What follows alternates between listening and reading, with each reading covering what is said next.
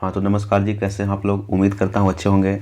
आइए आज हम आप लोगों के लिए क्लास 10 के संस्कृत के पाठ्य पुस्तक के चैप्टर यानी पाठ और वह पाठ कहाँ से लिया गया है उसके संदर्भ में आप लोगों के साथ में लेके आया हूँ। आइए उसके बारे में अध्ययन करेंगे। तो इसमें संस्कृत में जो क्लास 10 के संस्कृत की पुस्तक है उसके प्रथम पाठ का नाम मंगलम है। और मंगलम का मतलब होता है कल्याणकारी यानी शुभ। मंगलम का मतलब होता है कल्याणकारी।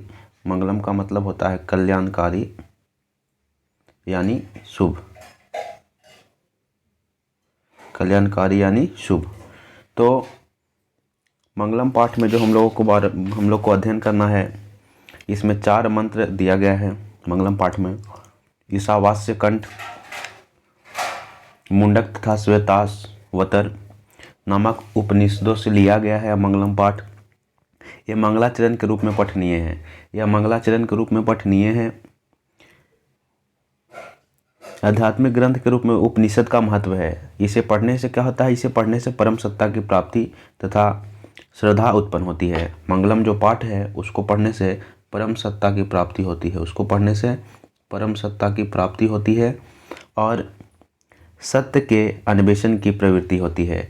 और हमारे जीवन में सत्य के जीवन में क्या होती है? वृद्धि होती है तथा आध्यात्मिक खोज की उत्सुकता होती है। और इसमें क्या होता है? तो मंगलम पाठ में हम लोगों को आध्यात्मिक खोज में उत्सुकता होती है। हमारे मन में होता है कि कुछ अध्यात्मक के बारे में भी जानकारी हमें प्राप्त हो। यह उपनिषद ग्रंथ विभिन्न वेदों से लिया गया है। पहला पाठ मंगलम है। मंगलम के बारे में हम लोग जान लिया। सेकंड पाठ है पाटलिपुत्र वैभवम। सेकंड पाठ है पाटलिपुत्र वैभवम। और पाटलिपुत्र वैभवम का मतलब होता है पाटलिपुत्र की महिमा यानी पाटलिपुत्र की वैभव। ये जो पाटलिपुत्र है उसकी वैभव के बारे में जानना है। यह एक निबंध है। पाटलिपुत्र जो महिमा है वह एक निबंध है। और पाटलिपुत्र वैभव में पाटलिपुत्र इसमें बिहार की राजधानी पटना के प्राचीन महत्व का निरूपण करने का ऐतिहासिक परंपरा से आधुनिक राजधानी के प्रसिद्ध स्थलों का भी निरूपण किया गया है। इस पाठ में कंठाग्र करके छात्र किसी भाग के परिचय स्पर्धा में भाग ले सकते हैं।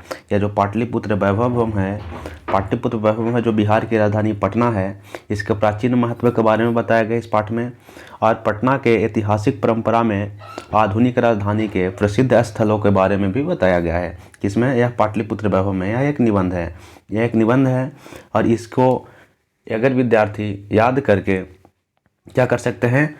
यह भाषण के रूप में भी दे सकते हैं, निबंध के रूप में भी लिख सकते हैं, बोल सकते हैं। यह पाटलिपुत्र वैभवम है। सेकंड पार्ट हमारा। थर्ड पार्ट है आलस्य कथा। थर्ड पार्ट है यानी तीसरा पार्ट जो है आलस्य कथा है। और आलस्य कथा जो है, यह थर्ड पार्ट जो आलस्य कथा हम लोगों को पढ़ना है, यह आलस्य कथा एक आलसी की कहानी है। एक आलसी की कहानी है आलस्य कथा। और इस आलस्य कथा में यह पाठ विद्यापति द्वारा रचित, यह जो पाठ है आलस्य कथा, यह जो आलस्य कथा पाठ है, यह विद्यापति द्वारा रचित जो पुस्तक है उसके कथा ग्रंथ से लिया गया है। यह एक उपदेशात्मक लघु कथा है। यह एक उपदेश देने वाली लघु कथा यानी उपदेश लोगों को बताने वाली एक छोटी सी कथा के रूप में है आलस्य कथा जो पाठ है हमारा। वह विद्यापति मैथिली, अभट्ट तथा संस्कृत तीनों भाषाओं के ग्रंथ के रचनाकार थे। उन्होंने पुरुष परीक्षा में धर्म, अर्थ, काम इत्यादि विषयों में संबंध अनेक मनोरंजन कथाएं दी गई है। यह जो आलस्य कथा लिया गया है, आलस्य कथा विद्यापति द्वारा रचित जो है पुरुष परीक्षा नामक कथा ग्रंथ जो है उससे लिया गया है। और आलस्य कथा में आलस्य लोगों का जो निर्वाहन होता है, जो आलसी लोग होते हैं उनके निवारण की प्रेरणा दी गई है। इस पाठ में संसार की विचित्र गतिविधियों का भी परिचय मिलता है। यह जो आलस्य कथा पाठ है इससे संसार में विचित्र गतिविधि यानी हमारे संसार में हमारे दैनिक जीवन में होने वाले विचित्र गतिविधियों का भी परिचय दिया गया है। यह एक कथा है। यह एक क्या है? यह एक कथा है आलस्य कथा। चौथे नंबर पाठ का नाम है संस्कृत साहित्य लेखिका। संस्कृत साहित्य लेखिका यह एक निबंध है। संस्कृत साहित्य लेखिका क्या है? यह एक निबंध है। और संस्कृत साहित्य लेखिका जो निबंध है यह संस्कृत की सेवा जिस प्रकार के पुरुषों ने की है, यानी संस्कृत की सेवा जिस प्रकार के पुरुषों ने की है उसी प्रकार महिलाओं ने भी वैदिक युग में आज तक इसमें भाग लिया है। जितना अहम भूमिका संस्कृत के सेवा में यह जो संस्कृत साहित्य की लेखिकाएँ हैं, यानी कि जो हमारे संस्कृत के लेखक हैं, जितना पुरुषों का योगदान है उतना ही महिलाओं का भी योगदान है। संस्कृत साहित्य में जितना योगदान पुरुषों का है उतना ही योगदान महिलाओं का भी है, और महिलाओं ने भी वैदिक युग में आज तक इसमें भाग लिया है। प्राय इस विषय की उपेक्षा हुई है। कह रहा है कि संक्षिप्त रूप से संस्कृत के प्रमुख लेखकों का उल्लेख किया गया है। यह जो पाठ है संस्कृत साहित्य लेखिका, इसमें संस्कृत में महिलाओं के योगदान के बारे में बताया गया है तथा उनके योगदान संस्कृत साहित्य के इतिहास में अमर है। जो महिलाओं का योगदान है संस्कृत साहित्य में, उनका योगदान जो क्या है, उनका योगदान अमर है। उनका योगदान संस्कृत साहित्य में क्या है, उनका योगदान संस्कृत साहित्य में अमर है। आइए 5वें नंबर पाठ का नाम है भारत महिमा। 5वें नंबर पाठ का नाम है भारत महिमा। और भारत महिमा जो है भारत की महिमा यानी भारत की बड़ाई के बारे में बताया गया है। इसमें भारत की महिमा, भारत की बड़ाई के बारे में बताया गया है। भारत महिमा, भारत की बड़ाई यानी भारत की महिमा के बारे में बताया गया है। भारत महिमा, भारत की बड़ाई, भारत के बड़ाई के बारे में बताया गया है। भारत महिमा जो पाठ है उसमें भारत के महत्व का वर्णन किया गया है। इसके संबंध में पुराणों के 2 पद तथा 3 आधुनिक पद दिए गए हैं। भारतीय महिमा में हमको भारत के संदर्भ में पुराणों में जो 2 पद हैं और 3 आधुनिक पद दिए गए हैं। हमारे देश भारतवर्ष को प्राचीन काल में इतना महत्व दिया गया है। हमारे देश जो भारत है, जिस देश में हम लोग रहते हैं, अपने देश जो भारत है, तो भारत में हम लोगों को जो इसके प्राचीन काल में इतना महत्व दिया गया अपने भारत देश का कि इसमें देवगण भी यहाँ जन्म लेने के लिए तरसते थे। यानी भगवान भी इस भारत के पावन भूमि पे, भारत के परम धरा पर जन्म लेने के लिए क्या करते थे, तरसते थे। इनके प्राकृतिक जो अपने भारत देश की प्राकृतिक सुषमा है, अनेक प्रदूषणकारी तथा विध्वंसक क्रियाओं के बाद भी अनुपम है। इनका निरूपण जो है, इनका जो गुणगान है, इस पाठ में किया गया है, भारत महिमा पाठ में।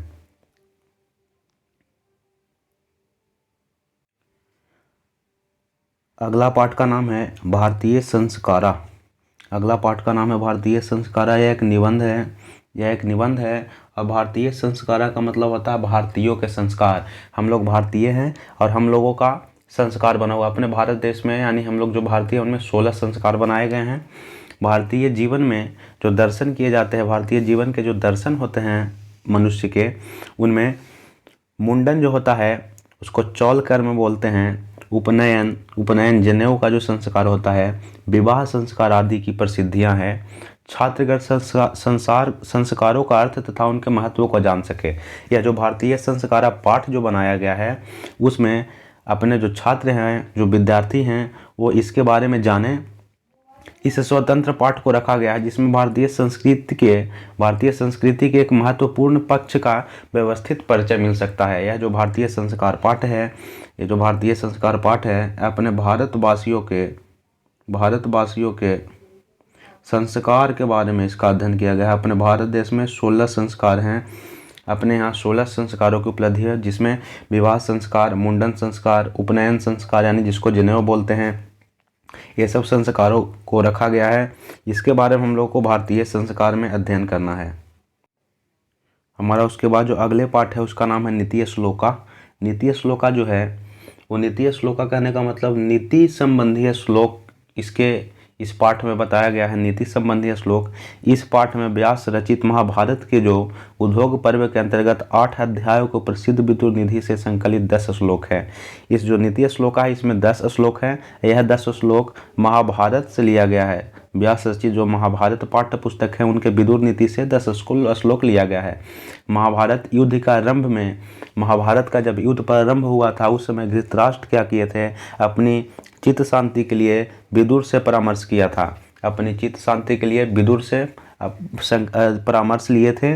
विदुर ने उनको स्वार्थपरक नीति त्याग कर राजनीति के शाश्वत पारमार्थिक उपदेशक दिए थे। इन्हें विदुर नीति कहते हैं। इनको क्या कहते हैं? इनको विदुर नीति कहते हैं। इन श्लोकों के विदुर को अमूल्य उपदेश भरे हुए हैं। नीति श्लोका में 10 श्लोक हम लोगों को पढ़ना है, और यह जो 10 श्लोक है यह महाभारत से संकलित है, यह महाभारत से लिया गया है। कहाँ से लिया गया है? नीति श्लोका के 10 श्लोक महाभारत से लिया गया है। अगला पाठ जो हम लोगों को पढ़ना है वह है क्रमवीर कथा। अगला पाठ हम लोगों को पढ़ना है क्रमवीर कथा। और क्रमवीर कथा जो है आधुनिकल लघु कथा है। आधुनिकल लघु कथा है जो क्रमवीर की कहानी है। कर्मवीर नाम की कोई व्यक्ति की कहानी है कर्मवीर कथा। कर्मवीर कथा जो है वो कर्मवीर नाम के किसी आदमी की है, व्यक्ति की है। इस पाठ में एक पुरुषार्थी की कथा है, एक आदमी की कथा है जो क्या है? ये अत्यंत निर्धन है, यानी गरीब हैं, और वह दलित जाति से हैं। कौन सी जाति से है? दलित जाति से हैं। जन्म जैसे विपरीत परिवेश में रहकर प्रबल इच्छा शक्ति तथा उन्नति की उत्कृष्ट कामना के कारण उच्च पद पर पहुंचता है। क्रमवीर जो है, यह जो क्रमवीर है वो अपनी मेहनत और लगन के कारण नीचे जाति में जन्म लेने के बाद भी ऊंचे पद पर पहुंचता है। कैसे पद पर पहुंचता है? तो ऊंचे पद पर पहुंचता है। यह कथा किशोरों में आत्मविश्वास और आत्मसम्मान उत्पन्न करती है। यह जो क्रमवीर कथा है यह किशोर यानी नवयुवक जो हैं, जो छात्र हैं, उन लोगों को क्या करता है? आत्मविश्वास और आत्मसम्मान बढ़ाता है, विजय के पथ पर प्रशस्त करती है। यानी हमेशा आप सत्य के बल पर सत्य की ओर बढ़ते चले, ऐसे क्रमवीर हमारे आदर्श थे। उनके बारे में हम लोग पढ़ेंगे आगे। जब हम एक एक चैप्टर को पढ़ेंगे, अध्ययन करेंगे, उसमें हम लोग इसको अध्ययन करेंगे। उसके बाद हम लोगों को जो अगला पाठ पढ़ना है वो अगला पाठ है स्वामी दयानंदा। स्वामी दयानंदा यह एक निबंध है। स्वामी दयानंदा यह एक निबंध है और इसमें स्वामी दयानंद के बारे में पढ़ना है। स्वामी दयानंद के बारे में पढ़ना है। 19वीं शताब्दी में, 19वीं शताब्दी में, कब? 19वीं शताब्दी में, 19वीं शताब्दी के समय अतिभूत समाज सुधारक में, जो समाज की छोटी छोटी त्रुटियां होती हैं, गलती होती हैं, उसके सुधारक में हमारे स्वामी दयानंद थे।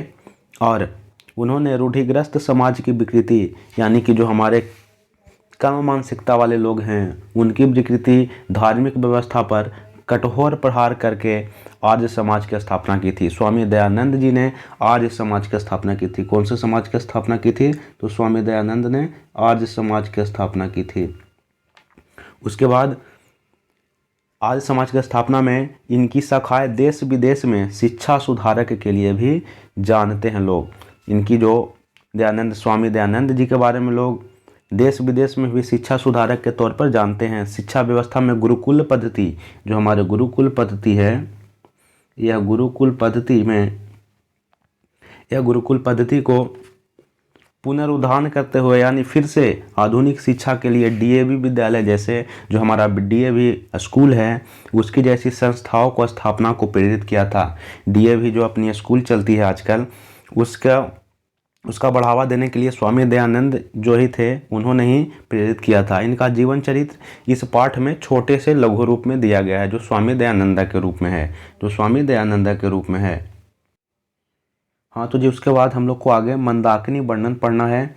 उसके बाद हम लोग को आगे मंदाकिनी वर्णन पढ़ना है। और यह जो मंदाकिनी वर्णन है यह वाल्मीकि रामायण से लिया गया है। मंदाकिनी वर्णन जो है वाल्मीकि रामायण के अयोध्या कांड, हम लोग सभी लोग जानते होंगे वाल्मीकि रामायण के बारे में।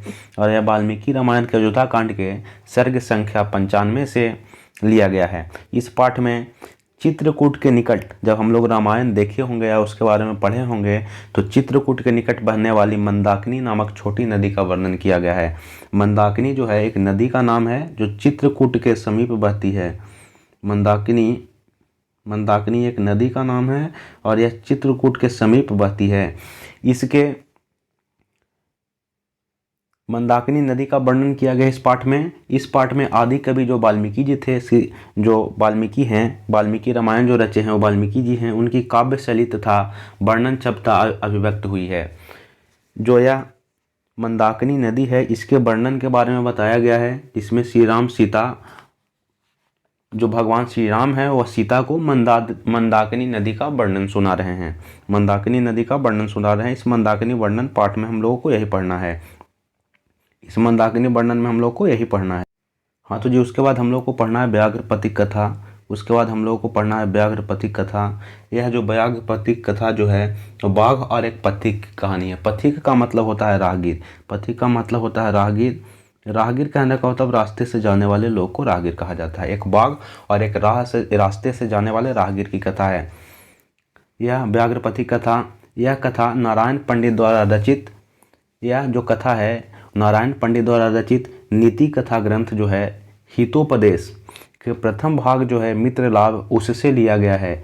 इस कथा में लोभावृष्टि, यानी कि लोभावृष्टि कहने का मतलब लोभी व्यक्ति का दुर्दशा के बारे में बताया गया है कि आज के समाज जो है उसमें छल प्रपंच का वातावरण विद्यमान है। आज का जो समाज है हमारा, आज का जो अपना समाज है उसमें छल प्रपंच बहुत ज़्यादा विद्यमान है। प्रपंच बहुत ज़्यादा विद्यमान है। छल प्रपंच जो है अपने आज के इस माहौल में बहुत ज़्यादा विद्यमान है। इसमें जहाँ तक अल्प वस्तु के लोभ में, यानी छोटे छोटे वस्तुओं के लोभ में आकृष्ट होकर लोग अपना प्राण और सम्मान को भी वंचित हो जाते हैं। यानी छोटे छोटे वस्तुओं को लोभ में जो है लोग अपने प्राण को भी त्यागने के लिए तैयार हो जाते हैं। इस पाठ में व्याघ्रपति कथा में हम लोग को यही बताया गया है। इस कथा से हम लोग को यह मिलता है कि किसी भी वंचकों के चक्कर में ना पड़े, यानी किसी भी लोभ के चक्कर में नहीं पड़ना चाहिए। इस व्याघ्रपति कथा जो है इसमें हम लोग को इसी के बारे में बताया गया है। आगे है कर्णस्य दानवीरता। यानी कर्ण के दान के बारे में बताया गया है। कर्णस्य दानवीरता यह पाठ जो है संस्कृत के प्रथम नाटककार भास द्वारा रचित कर्णभार नामक, कौन से पाठ से, तो कर्णभार, कौन से पाठ से, तो कर्णभार नामक जो पुस्तक है उससे लिया गया है। कर्णभार नामक पुस्तक से लिया गया है। इसके एकांकी रूप में यहाँ पर दर्शाया गया है। इसमें महाभारत के प्रसिद्ध पात्र कर्ण की दानवीरता दिखाई गई है। कर्ण के बारे में सब लोग जानते होंगे। यह महाभारत के एक पात्र हैं जो बहुत बड़े दानी थे। कर्ण क्या थे, तो कर्ण एक बहुत बड़े दानी थे जो महाभारत के एक पात्र थे। क्या हुआ था उस टाइम, इंद्र कर्ण के छल पूर्वक उनके रक्षा और कवच कुंडल को मांग लेते हैं। इस कथा में क्या होता है, कर्ण से दानवीरता में क्या होता है कि जो भगवान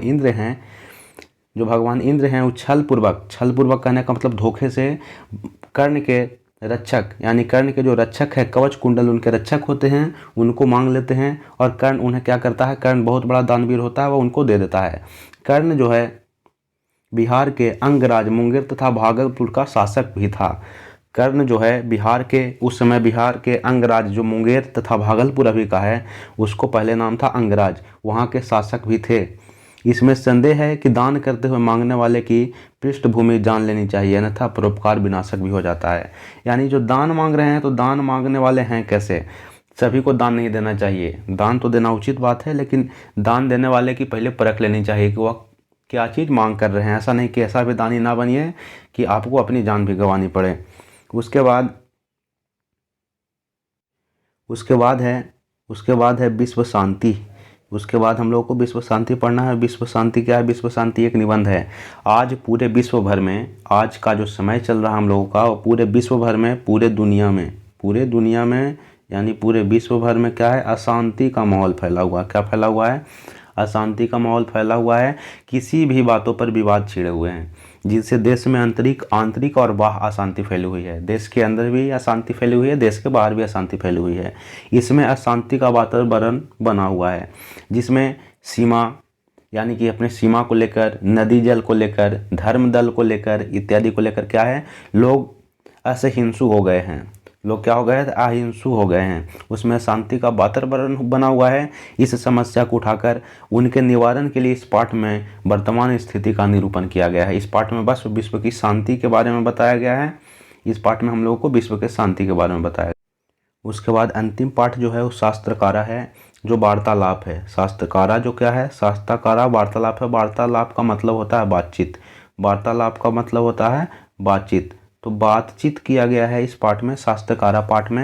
यह नवनिर्मित पाठ है, जिसमें प्राचीन भारतीय शास्त्रों तथा उनके प्रमुख रचयिता का परिचय दिया गया है। इस शास्त्र में क्या किया गया है, तो प्राचीन भारतीय शास्त्रों तथा उनके प्रमुख रचयिताओं का परिचय दिया गया है। उनका क्या दिया गया है, तो उनका परिचय दिया गया है। उनका परिचय दिया गया है। इसमें भारतीय संस्कृति निधि के प्रति जिज्ञासा उत्पन्न होती है। यह पाठ का उद्देश्य है कि इस वार्तालाप का उपयोग कक्षा में हो सकता है। इस पाठ का क्या उद्देश्य है? तो इस पाठ का यह उद्देश्य है कि इसकी वार्तालाप का मतलब बातचीत होता है, वार्तालाप का मतलब बातचीत होता है, इसका उपयोग कक्षा में भी हो सकता है। तो यह था हमारा क्लास 10 के संस्कृत के पाठ्य पुस्तक के पाठ के बारे में हमने आपको बता दिया। तो मैं समझ सकता हूँ कि आपको जो मैंने पढ़ाया यह समझ में आया होगा। और अगले क्लास में नेक्स्ट क्लास में हम संस्कृत के पहला लेसन को स्टार्ट करेंगे। और पहला लेसन में शायद मंगलम पाठ है, इसका मंगलम पाठ पहला लेसन है, इसको हम स्टार्ट करेंगे। तो तब तक के लिए ठीक है मेरे प्यारे बच्चों, मिलते हैं आपसे अगले क्लास में मंगलम पाठ को लेकर के।